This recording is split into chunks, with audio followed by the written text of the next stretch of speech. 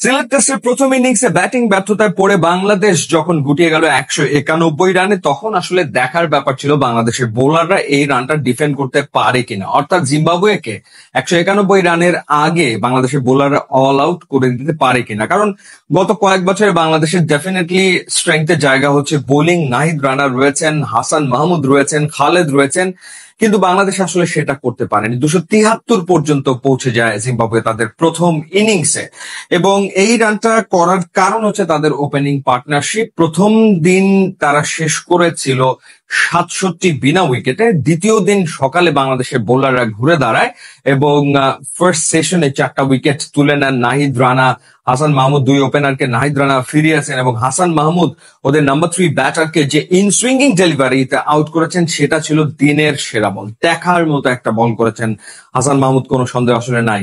কিন্তু যে ঘটনাটা সিলেটে হয়, অর্থাৎ ফার্স্ট সেশনে কন্ডিশনের হেল্প ফাস্ট বোলাররা যেভাবে পায়, বল যেভাবে করে সুইং করতে থাকে, সেটা দিন যত গড়ায় তত আসলে কমতে থাকে। তখন দায়িত্বটা নিতে হয় স্পিনারদের, এবং বাংলাদেশের দুই স্পিনার ভেতরে মেহেদী হাসান মিরাজ তিনি তার কাজটা ঠিক মতো করলেও তাইজুল আসলে এফেক্টিভ হয়ে উঠতে পারেনি। 10 ওভার বল করেছেন, 52 রান দিয়েছেন, কোনো উইকেট তিনি পাননি, কোন রকমের চাপ তিনি আসলে তৈরি করতে পারেননি। মেহেদী হাসান মিরাজ 5 উইকেট নিয়েছেন এবং জিম্বাবুয়েকে তিনি আসলে একাই ধসিয়ে দিয়েছেন, সেটা আমরা বলতেই পারি। টেস্টে তার 195 উইকেট হয়ে গেল। 11তম বার ক্যারিয়ারে তিনি 5 উইকেট পেলেন। তার উপরে রয়েছেন তাইজুল এবং সাকিব আল হাসান, এবং 273 পর্যন্ত চলে যায় জিম্বাবুয়ে।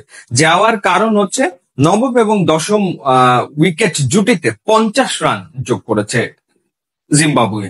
এই 50 রান এই টেস্টে বাংলাদেশের জন্য খুবই ক্রুশাল হয়ে যেতে পারে, কোনো সন্দেহ নাই আসলে। অর্থাৎ লেজটা সময় মতো মুড়ে দিতে পারেনি বাংলাদেশের বোলাররা। তো 82 রানের লিড নিয়েছে জিম্বাবুয়ে। প্রথম ইনিংসে তারা জিতেছে, কোনো সন্দেহ নাই।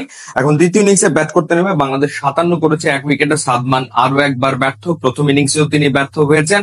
মমিনুল হক এবং মাহমুদুল হাসান জয়, তারা দুজন আসলে ক্রিজে রয়েছেন।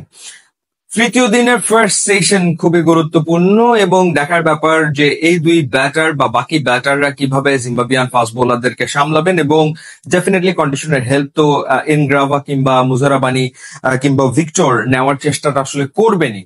যদি বাংলাদেশ থার্ড ডে ফার্স্ট সেশনে বেশ কয়েকটা উইকেট হারিয়ে ফেলে, তাহলে এই টেস্ট ম্যাচ জেতা বাংলাদেশের জন্য কঠিন। আর যদি সামাল দিয়ে ফেলতে পারে, তাহলে হয়তো বাংলাদেশ এই টেস্ট ম্যাচ জিতে নিতে পারে। দেখা যাক থার্ড ডে তে আসলে কি হয়। বাট ফার্স্ট ইনিংসে বাংলাদেশকে হারিয়েছে জিম্বাবুয়ে, কোনো সন্দেহ আসলে এ ব্যাপারে নাই। ইউটিউব এবং ইনস্টাগ্রাম লিঙ্ক আছে, আপনারা যোগ দিলে খুবই খুশি হবো। And thanks for watching.